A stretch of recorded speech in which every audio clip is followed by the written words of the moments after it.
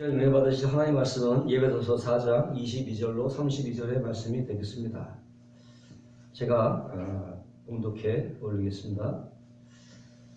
오직 너희의 심령이 새롭게 되어 하나님을 따라 의와 진리의 거룩함으로 지으실 받은 새 사람을 입으라. 그런즉 거짓을 버리고 각각 그 이웃과 더불어 참된 것을 말하라. 이는 우리가 서로 지체가 됨이라. 분을 내어도 죄를 지지 말며 해가 지도록 복을 품지 말고 마귀에 틈을 주지 말라. 도둑질하는 자는 다시 도둑질하지 말고 돌이켜 가난한 자에게 구제할 수 있도록 자기 손으로 수고하여 선한 일을 하라. 무릇 더러운 말은 더러운 너희 입 밖에 내지 말고 오직 덕을 세우는데 소용대로 선한 말을 하여 듣는 자들에게 은혜를 끼치게 하라. 하나님의 성령을 근심하게 하지 말라. 그 안에서 너희가 구원의 날까지 인치심을 받았느니라. 너희는 모든 악독과 노함과 분냄과 떠드는 것과 비방하는 것을 모든 악의와 함께 버리고 서로 친절하게 하며 불쌍히 여기며 서로 용서하기를 하나님이 그리스도 안에서 너희를 용서하신 같이 하라. 아멘. 기도하겠습니다. 오늘도 살아 역사하신 감사합니다. 오늘도 두세 사람이 있는 곳에 나도 너희 함께 있으려 말씀하신 하나님, 오늘도 예수님의 이름으로 모였습니다. 하늘문 열어주시고 성령이 우리와 함께 해주심으로 하나님의 진리의 말씀을 옳게 분별하고 깨닫는 시간 되어지게 하여 주옵소서. 감사하며 예수님의 이름으로 기도하옵나이다. 아멘. 할렐루야. 오늘 저는 본 말씀을 근거로 해서 우리가 입어야 될 것들에 대해서 말씀을 드리고자 합니다. 현재 중국발 우한 코로나로 인하여 전 세계가 몸살 앓고 있는데, 현재 지구상에 존재하는 나라를 봤더니 얼마나 되냐? 249개국이라고 해요. 그러니까 정말 다양한 민족이 살고 있죠. 그리고 그 나라마다 독특한 문화가 있어요. 독특한 언어가 있고 풍습이 있는 것입니다. 그럼에도 불구하고 모든 나라들이 공통적으로 통용되는 문화가 있다면 그것은 바로 우리들이 입고 있는 옷이에요. 옷은 공통적으로 다 입어요. 나체족 빼놓고. 특히나 옷은 인간이 살아가는 데서 없어서는 안 되는 필수 요건인 것입니다. 먼저 자신의 몸을 보호하는 수단이 되기도 하고 또 상대방에게 예의를 표시하기도 하는 거죠. 예를 들어서 집에서 입는 옷과 외출할 때 입는 옷이 다르고, 또 등산할 때 등산복을 입고 수영할 때 수영복을 입죠. 수영복 입고 길거리 하부했다 그러면 미친 사람 취급을 당하기 마련이죠. 또 일할 때 입는 옷과 예식장 갈 때, 장례식 갈 때 입는 옷이 다른 것입니다. 또 옷이라고 하는 것은 우리의 신분과 지위를 나타내기도 합니다. 군인과 경찰들은 제복을 입죠. 법관은 법복을 입죠. 의사는 흰 가운을 입죠. 죄수들은 수의를 입습니다. 그러다가 형길 다 마치고 출소하게 되면 그때서야 수의를 벗고 평상복으로 갈아입게 되는 것이죠. 이렇게 옷은 우리들의 신분과 위치를 나타내기도 하는 것입니다. 근데 왜 이 시간에 뜬금없이 옷 얘기를 하느냐? 본문에 보니까 사도 바울이 이 옷을 가지고 아주 귀중한 영적 진리를 우리에게 가르쳐주고 있다는 거예요. 요점은 간단한 것입니다. 우리 모두는 어떻게 예수 그리스도로 말미암아 새 사람이 되었다. 새 사람이 되었다는 것. 보라, 이전 것은 지나갔으니 새 것이 되었도다. 한마디로 신분이 바뀌어진 거예요. 옛 신분이 새로운 신분으로 바뀌어졌기 때문에 그 바뀌어진 신분에 걸맞는 옷을 우리가 입어야 된다고 사도 바울은 말하고 있는 것입니다. 오늘 본문의 22절에서 24절 보니까 너희는 유혹의 욕심을 따라 썩어져가는 그 습을 쫓는 옛사람을 벗어버리고 오직 심령으로 새롭게 되어 하나님을 따라 의와 진리의 거룩함을 지으신 새 사람을 입으라고 했어요. 이것이 바로 우리가 입어야 될 옷의 모양이라고 하는 거예요. 25절, 29절, 30절 보니까 무엇을 버리냐? 거짓을 버리고 참된 것을 말하는 옷을 입으라. 거짓을 버리고 참된 것을 말하는 옷을 입으라. 우리가 너무나도 잘 알고 있는 도산 안창호 선생님이 늘 이렇게 말씀했다고 하는 것입니다. 우리 국민이 가장 시급하게 해결해야 될 과제는 경제 부흥이 아니라 바로 신용회복에 있다. 당신은요 일제 식민지 치하에 있었어요. 우리가 모든 갖고 놓은 모든 먹을 것 음식들 곡식들을 다 그냥 강제 수탈 당하지. 먹을 게 없는 거예요. 삶은 비참해져 가난할 수밖에 없는 것입니다. 그럼에도 이 도산 안창호 선생님은 우리나라의 큰 문제는 가난이 아니라 신용의 부족이다. 뭡니까? 부정직하다. 부정직의 문제를 말하는 거예요. 이것이 바로 가난보다 더 심각한 문제예요. 그래서 심지어 꿈에서라도 거짓말하지 마라. 그렇게 강조했다고 하는 것입니다. 윗물이 맑아야 아랫물이 맑은데 자라난 세대들이 뭘 배우겠어요? 자신은 버젓이 거짓말을 하는데 자식들이 또 다음 세대들이 무엇을 보고 자라겠습니까? 그러니까 막 온 나라가 그냥 온통 부정직과 부조리와 부패에 빠져 있는 거죠. 오히려 정직한 사람이 바보 소리 듣는 세상이 됐습니다. 회사도 마찬가지예요. 제가 한때 회계를 회사에서 본 적이 있는데 뭐 때로는 회계 공인회계사 따라가서 회계 감사도 같이 보기도 하고 또 회사 격리도 담당한 적이 있는데 참으로 일하면서 많은 회의감을 느낀 적이 있었어요. 왜냐하면 지금 생각하면 참 순진하다. 사회 초년생이라 참 순진하다는 생각이 드는데 회계라는 게 그저 실상을 반영하는 게 아니라 그냥 어떻게 보면 만들어내는 거죠. 원칙에 따라서 회계 원칙에 따라서 만들어낸다고 볼 수 있는데 그러다 보니까 얼마든지 조작이 가능하고 회사마다 이중장부를 다 가지고 있습니다. 결산되면은 외부 공표이라고 손익계산서나 대처제표를 공개하는데 사실 실상을 반영하지 못하는 거예요. 그게 그러니 그 재무제표만 가지고 그 사회가 잘 되는지 안 되는지를 평가할 수가 없는 거예요. 외국 사람들이 우리나라 투자할 때도 재무제표를 보고 평가했는데 그게 신빙성이 없으니까 투자를 못하는 거죠. 잘 나간지 못 나간지 모르는 거죠. 그 외국인의 투자자가 투자를 안 하니까 당연히 우리나라 경제가 어려워질 수밖에 없고 결국 IMF의 구조조정까지 당하고 말지 않았습니까? 이유는 기업의 투명성이 보장되지 않기 때문에 투명하지 않기 때문에 또 보면은 거품이 너무 많은 거예요. 거품이 너무 많아요. 뭡니까? 정직하지 못한 거죠. 정직하지 못하다.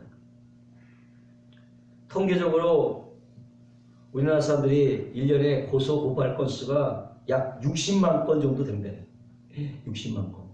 근데 일본은 고작 1만 2천 건. 우리나라가 일본보다 60배가 더 많은 거예요. 고소 고발 건이. 내용도 보면은 일본은 그냥 대개 폭행 사건이 많은데 우리나라 사람들은 50% 이상이라 사기 사건이에요. 그건 보더라도 우리나라 거짓말 수준이 어느 정도를 짐작할 수가 있는 거예요. 그래서 사도 바울은 말하는 것입니다. 25절에 그런즉 거짓을 버리고 각각 그 이웃과 더불어 참된 것을 말하라. 이는 우리가 서로 지체가 됩니다. 몸이라는 거예요. 지체는 서로 몸이 되는 거예요. 거짓을 버려라. 왜? 우리의 몸이기 때문에, 우리의 지체이기 때문에 거짓을 버려라. 이 말씀을 가지고 그리스도돔 신학자가 이렇게 주석을 달고 있어요. 만일 눈이 발에게 거짓말하면 어떠한 일이를 눈이 발에게 거짓을 말하면 어떤 결과가 생길지 생각해봐라. 생각해보세요. 발이 어떻게 해? 내가 명령한 대로 행하잖아요. 뇌는 어떻게 해? 눈이 본 것을 말하는 거예요. 눈이 본 대로 뇌가 명령을 하는 거예요. 그런데 눈이 발이 아스팔트를 딱 가는데 눈이 갑자기 낭떠러지를 보고 이게 낭떠러지가 아니야. 괜찮아. 신장내야. 그렇게 말했다면은 그냥 발은 그 명령 따라 걸어가는 거죠. 이렇게 눈이 거짓말을 하면 패망할 수밖에 없는 거예요. 발은 그냥 내가 전해준 말대로 걸어가는 거예요. 뻔하죠. 그냥 나 떨어 죽는 거지. 발도 죽고 뇌도 죽고 그냥 다 죽는 거죠. 만약에 코가 200에 거짓말하는 거야. 음식을 먹었는데 코에 상한 냄새가 확 풍겨. 근데도 코는 하면서도 괜찮아? 먹어도 돼. 그러면 어떻게? 입은 먹으면 배 아프고 식중독 걸리고 병이 들게 되는 거지. 위장도 마찬가지요. 혀가 위장에 거짓말하는 거야. 이거 너무 맛있어. 근데 매운데 너무 맛있다고 그러니까. 그러면 그 먹으면 위장이 탈나게 되는 거죠. 예, 거짓말하게 되면 위장과 몸 역시 병들게 되는 것입니다. 서로 지체가 됩니다. 서로의 몸이 된다고 얘기하는 거예요. 이렇게 서로 거짓말을 하게 되면 우리 몸이 죽고 우리 사회가 죽게 된다는 거예요. 피해는 고스란히 자기에게로 돌아오는 것입니다. 결국 거짓말은 자기 자신뿐만 아니라 우리의 가정과 사회와 국가를 죽이는 행위가 되게 되는 것입니다. 그 십계명의 구계명에 보면 거짓 증거하지 말라고 하나님은 엄히 경고하고 있습니다. 특히나 그것이 나라를 책임지는 위정자들이나 각 분야의 지도청에 있는 사람들에게 있어서 이 거짓말은 그 파급효가 대단히 큰 거예요. 그 말 한마디가. 이스라엘에 다스렸던 왕 중에 아합이라는 왕이 있었어요. 아주 사악하기로 유명한 왕인데 무엇보다도 왕이니까 어때 수백만 평의 땅을 가진 땅 부자였을 거라고. 그럼에도 불구하고 그 조그만 모퉁이 땅을 가진 나봇이라는 사람에게 계속 그 땅을 사고 싶은 거예요. 그래서 날마다 매일같이 그 땅을 팔라고 협박하고 으름장을 놓고 달려도 이거 안 된다. 조상이 물려받은 땅이니까 팔 수가 없다.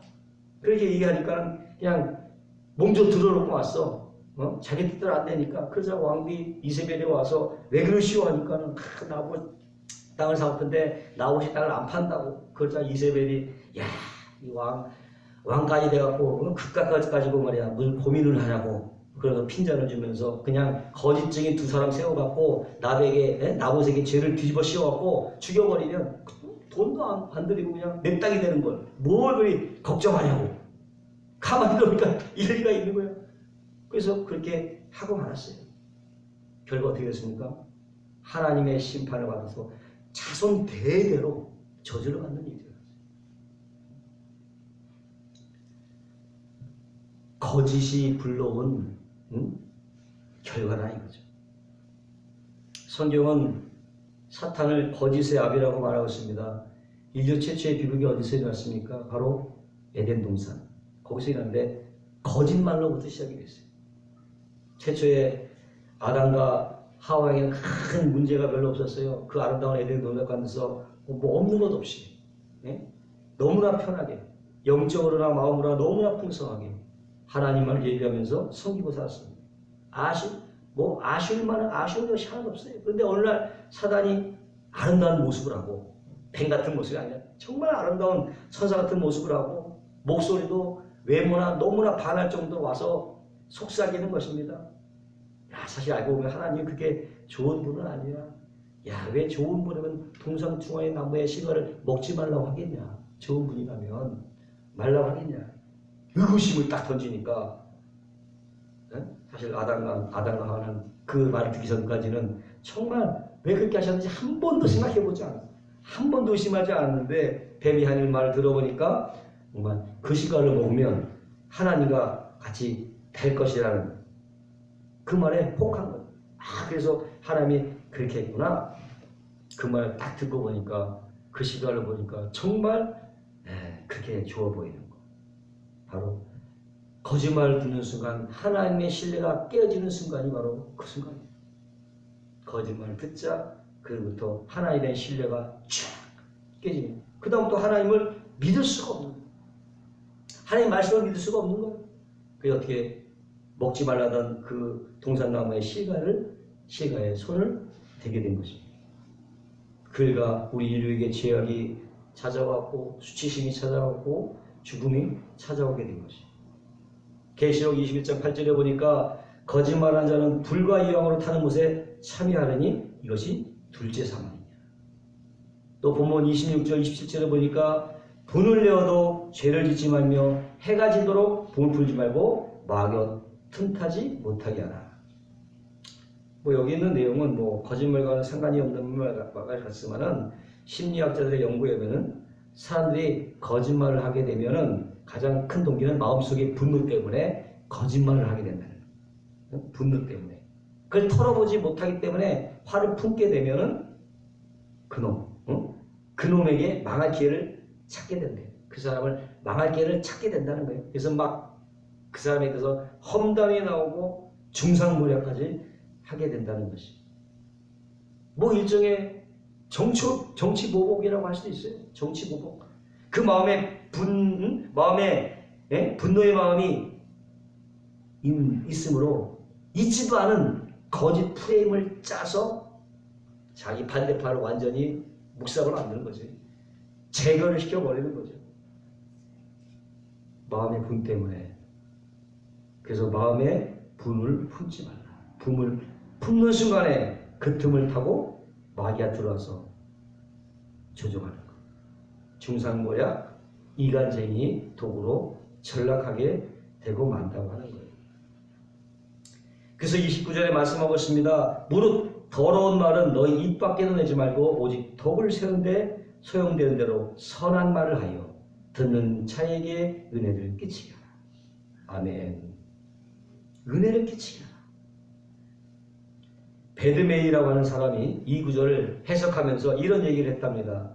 만일 상대방에게 다른 사람의 얘기를 할 때는 첫째로 그것이 사실인가 팩트인가를 묻고 내가 그것을 굳이 그 사람에게 말할 필요가 있는가를 또 묻고 세 번째로는 내 그 말하는 것이 상대방과 공동체에 유익이 되는가를 물어라.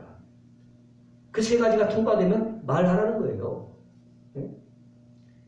이만큼 사람의 말이 중요하다고 하는 것입니다. 적어도 말이 바뀌어야 새 사람이 되었다고 성경은 말하고 있는 것입니다.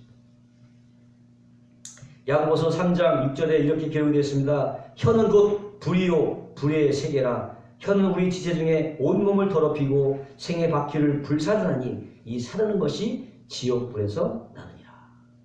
잠언서에서는 혀를 잘 제어하는 사람은 큰 성을 쳐서 빼앗는 용사보다 낫다고 말씀하고 있는 것입니다. 예수님도 마태복음 12장에 사람이 무슨 무익한 말을 하든지 심판날에 일에 대하여 신문을 받으니 내 말로 의롭다 함을 받고 내 말로 정죄함을 받으리라고 말씀하셨습니다. 우리가 심판날에 여러 가지로 심판을 받겠지만 무엇보다도 우리가 이 땅에서 한 말을 가지고 심판을 받게 된다는 것. 그러니까 우리가 이 땅을 하면서 하는 말이 얼마나 중요한가를 우리가 알 수 있는 것입니다. 바울은 로마서 3장 13절에 거짓말하는 사람의 입에서는 쉬지 아니하는 악을 발하나니 저희 목구멍은 열린 무덤 같고 그 혀로는 계를 베풀며 그 입술에는 독사의 독이 있다. 거짓말하는 것은 곧 입에서 독을 품는 것 같다. 입에서 독을 품어내는 것 같다. 그 독을 가족을 향해서 뿌리고 이웃을 향해서 뿌리고 사회를 향해서 뿌리고 어떻게 해요? 지금 보니까 어떻게 저희 목구멍이 열린 무덤 같고 거짓말하는 순간 내 목구멍에서 막 무덤이 튀어나오는 거야. 무덤이. 응? 그리고 자신 어떻게 독을 머금고 있음으로 죽어버리는 거죠. 30절에 말씀하시기를 하나님의 성령을 근심하게 하지 말라. 그래서 너희가 구속의 날까지 인치심을 받았느니라고 말씀하고 있어요. 여기서 근심한다는 말은 다윗이 자신의 압살롬이 죽은 것을 슬퍼하고 근심했다 할 때 그 근심이에요. 아들의 죽음을 보고 슬퍼하고 근심했다. 그 근심이라는 거예요. 우리가 덕에 되지 않은 말을 하거나 거짓말할 때 성령이 우리 속에서 그렇게 근심한다는 거예요. 그렇게 근심한다고 말씀하는 것입니다. 근데 여러분 살아오면서 거짓말 안 해본 사람이 있겠어요? 우리는 그런 세상 속에 살아왔어요. 속고 속이는 세상 속에 살아왔어요. 그러나 이제는 지난 날로 족하다. 지난 날로 족하다. 중요한 것은 나우 지금부터 중요한 거예요. 이제는 정직하게 살고 정의롭게 살고 정직한 말을 하며 살고 정의로운 말을 하고 살자. 그렇게 될 때에 나와 이웃과 우리 사회와 우리 국가는 변화가 될 줄로 믿습니다. 예수를 믿는다는 것은 변화를 말하는 거예요. 감성의 변화, 이성의 변화, 육체의 습성의 변화, 곧 우리의 전 인격이 변화되는 것을 말해요. 그 인격은 우리의 말로 표현이 되는 것입니다. 아멘?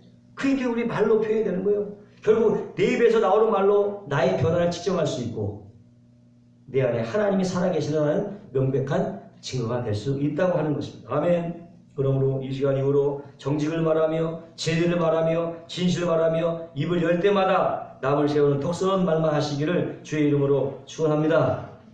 두 번째로 도적질 대신에 수고하며 주는 자가 되어라. 주는 자가 되어라. 그렇게 말씀하고 있어요.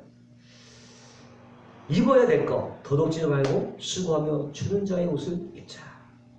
28절에 보니까 도둑질하는 자는 다시 도적질하지 말고 돌이켜 분경한 자에게 구제할 것이 있기 위하여 제 손으로 수고하여 선한 일을 하라. 빈궁한 자에게 구제할 수 있도록 수고하라. 선한 일을 하라.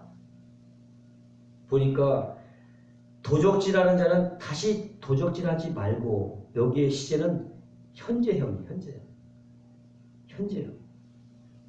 그러니까 그 당시 예배에서 교회에서도 이런 도둑들이 있었다는 거예요. 도적질하는 사람들이 있었다는 얘기야.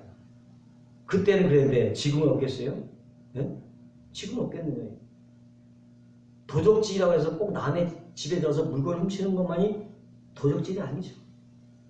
그것만이 도적질이 아니에요. 예를 들어서 근로자가 회사의 것들을 도적질할 수 있어요. 회사의 물건을 가져오거나 근무 시간에 딴짓을 하면 그건 도둑질하는 것과 똑같아요.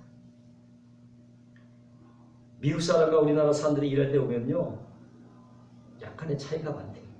미국 사람들이 한 4시간 동안 청소하겠다 그러면 4시간 내내 절대 의자에 앉지 않는데요. 다만 10분 휴식 시간에는 앉지만은 나머지는 계속 의자 앉고 일을 한다는 거예요. 근데 우리나라 사람들은 누가 보지 않으면 그냥 농땡이 친다. 네? 4시간 동안 죽어라고 할 일을 30분 안에 다 끝내버리고 나머지 3시간 만에 그냥 빈둥빈둥 논다는 거예요. 물론 30분 안에 일을 할 수 있지만 어떻게 해요? 꼼꼼하지 않죠. 꼼꼼하게 청소가 되지 않잖아요. 이런 것도 성경은 도적질이라고 가르쳐요. 반대로 회사 사장이 근로자들에게 도적질할 수도 있어요. 노동을 시키는 후에 정당할 대가를 주지 않다던가, 노동을 착취한다던가, 특별히 나라의 녹을 먹는 공적자들이 공금을 횡령하는 것, 이것도 도적질이죠. 나라 돈을 마치 자기 돈처럼 쓰는 거, 이것도 도둑질이죠. 누가 그러더라고요. 나라에 돈이 없는 게 아니라 도둑놈들이 너무 많다고.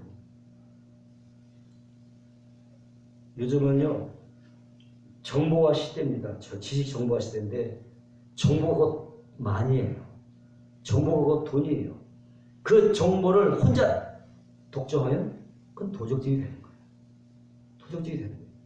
실제로 그 정보를 이용해서 부동산을 취득하거나 주식에 투자하거나 사모펀드에 투자해서 이득을 보는 경우가 많이 있다는 거예요. 어떤 경우는 잘못된 정보를 흘려보내서 뻥튀기 하고 투자자를 모으고 자신이 이득을 챙겨서 도망가는 경우, 이것도 도적질이죠. 이런 거는 개인적인 차원에서 이 권력과 맞닿으면요, 권력형 게이트로 번지는 거예요. 권력형 게이트. 사소한 도적질이 권력형 게이트로 번질 수도 있어요. 어마어마한 거죠. 중요한 것은 동기인 거예요. 어떤 동기에 의해서 그 일을 하느냐. 장사나 사업하는 사람들은 돈 벌기 위해서 하죠. 그건 돈을 왜 버냐? 돈에 버는 동기가 뭐냐? 가족의 생계냐? 아니면 재산 축적이냐? 아니면 노후 보장이냐? 아니면 다른 사람을 돕기 위해서 하느냐? 그런데 성경은 다른 사람을 돕기 위해서 일하라. 그렇게 말씀하고 있어요. 동기가 중요하다는 거예요. 동기가. 미국에 하디라는 사업가가 있었습니다. 경제가 어려지면서 자신이 하는 사업도 어렵게 됐는데, 근데 갑자기 자신의 수입의 10분의 1, 11조를 교회 헌금으로 바친 거야. 이것을 하는 회사 관계자들이 난리가 나서 찾아서, 아니 회사가 이렇게 어려운데 부도나기 시작인데 11조를 10분의 1을 왜 교회 헌금하느냐고. 그렇게 막 말하니까 하디는 여러분 나는 지금 헌금하는 것이 아니라 내가 그동안 장사 잘 됐을 때 헌금을 안 냈던 실제로 도적질한 거, 그 도적질한 걸 그냥 갚았을 뿐이라고. 이제서 사업이 없게 되니까 내가 하나님 것을 도둑질하는 걸 깨닫고 이제 돌려드린 거라고. 그렇게 고백하는 거예요. 우리 역시도 이 땅을 살면서 자칫하면 하나님 것을 도적할 수도 있고 나의 것들 남모르게 도둑질할 수 있어요. 때문에 우리는요 인생의 목표를 다시 세울 필요가 있습니다. 먹고 사는 것만을 위해서 일하지 말자. 쌓아놓기만을 위해서 일하지 말자. 하나님 앞에 더 많이 들에게 일하고 다른 사람을 구제하게 일하자. 한 차원 높은 고상한 목표와 동기를 가지시기를 주의 이름으로 축원합니다. 세 번째는요, 불친절과 악독을 버리고 사랑 가운데 행해라. 세 번째 우리가 입어야 될 옷은 불친절과 악독을 버리고 사랑 가운데 행하는 것입니다. 31절에 보니까 너희는 모든 악독과 노함과 분냉과 떠드는 것과 회방하는 것을 모든 악의와 함께 버리라고 말씀하고 있어요. 여기서 나오는 악독이라는 말은 악독이라면 날카로운 마음과 예리한 혀를 말하는데 늘 남을 비판하여 말하는 거예요. 비판하여 말하는 것. 노함과 분냄은 약간 차이가 있는데 노함은 격분하는 거고 노함은 격분하는 것이고 분냄은 뿌리 깊은 적대감을 의미하는데 누가 만약 나를 공격했다 그러면은 당장 화를 내는 것이 아니라 그를 화를 마음에 품고 나한테가 그래 이 녀석 너 두고 보자. 기회가 오면 그냥 한 번에 쏟아내는 것. 떠드는 것과 해방하는 것도 다르고 떠드는 것은요 흥분한 사람이 소리 지르면서 싸우는 것. 떠드는 응? 흥분한 사람이 이게 떠드는 거고 보통 목소리 크거나 급한 사람 성격이 급한 사람이 아주 사소한 일에 화를 내면서 싸우려고 하는 것이죠. 또 회방이라고 하는 것은 당사자가 없는 곳에서 그 사람을 심히 비방해서 그 사람의 명성을 손상시키는 것. 마지막 나오는 악이라고 하는 단어는 다른 사람에게 해를 입히려고 하는 의도, 그 마음을 나타내는. 근데 하나님은 이 모든 것을 싹 다 버려라. 싹 다 버리라고 성령은 말씀하고 있는 것입니다. 32절에 보니까 서로 인자하게 하며 불쌍히 여기며 서로 용서하기를 하나님이 그리스도 안에서 너희를 용서하신 같이 하라 그랬어요. 우리가 입어야 될 옷인 줄로 믿습니다. 최후의 만찬이라고 레오나르도 다빈치가 그린 명작이 있는데 이 다빈치가 이 그림을 그리기 위해서 얼마나 고민을 많이 했는지 그 그림 완성하는데 수십 년이 걸렸대요. 수년이 걸렸는데 그림 자체가 어려워서가 아니라 그 캐릭터를 그리려고 캐릭터 11명의 제자를 다 그렸는데 예수님의 캐릭터를 구하기가 어려운 거예요. 그 모델을 구하려고 돌아다니는데 어느 날 갑자기 어떤 교회에서 한 예배를 다 드린 청년이 나오는데 그 얼굴이 너무 천사 같아요. 얼굴에 환희와 평화가 있는 거예요. 그래서 야, 저 사람이 나하고 내가 돈을 좀 지불할 테니까 모델이 되어달라고. 그래서 그를 모델해서 예수님을 다 그렸어요. 그래서 11제자까지 그리고 예수가 다 그렸어. 근데 하나가 나온 거야. 마지막 가룟 유다가 나왔어요. 야, 가룟 유다의 얼굴을 과연 어땠을까? 라고 하면서 고민하며 찾아봐도 모델이 보이지 않는 거야. 그렇게 수년이 지났는데 어느 날 드디어 그렇게 찾던 모델을 찾았어요. 보니까 막 감옥에서 출소한 사람인데 그 사람 보고 야, 내가 지금 가룟 유다를 그래야 되니까 좀 모델이 되려고 하면 기분 좋겠어? 그러지 마. 그래서 내가 충분한 돈을 좀 줄 테니까 좀 모델이 되려고 좀 그렇게 얘기했어요.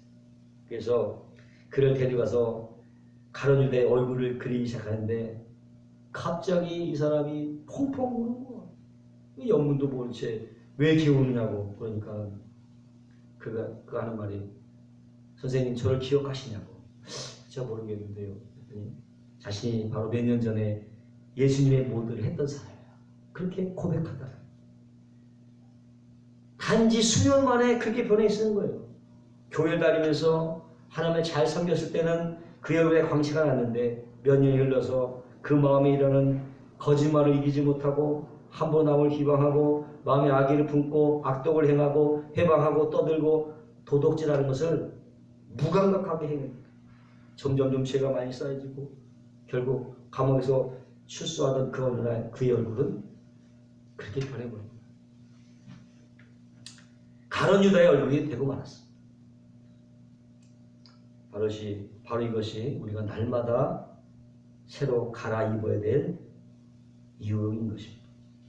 신앙이라고 하는 것은 한 번 구원받고 그 자리에서 끝나는 것이 아니라 날마다 새 옷을 갈아입어야 된다고 말씀하고 있는 거예요. 결혼식에 작업복을 입고 간다거나 교회에 수영복을 입고 가면 얼마나 부끄럽겠습니까? 어느 날 하나님의 어린 양의 혼잔치가 열리게 될 때 그때 뭐라고 합니까? 예복을 입지 않은 사람을 뽑아내서 바깥에 버려버려라. 슬피 울며 이를 갈긴 있으리라. 그렇게 말하고 있습니다. 지금까지 우리가 어떤 말을 했느냐는 중요하지 않습니다. 문제는 바로 지금부터 정말 하나님이 원하시는 옷, 진실의 옷, 선행의 옷, 사랑의 옷을 입어야 될 줄로 믿습니다. 돌이켜보면 지난 과거의 세월호는 모두가 다 정직해서 하지 못해서 이미 침몰을 당해버린 사건.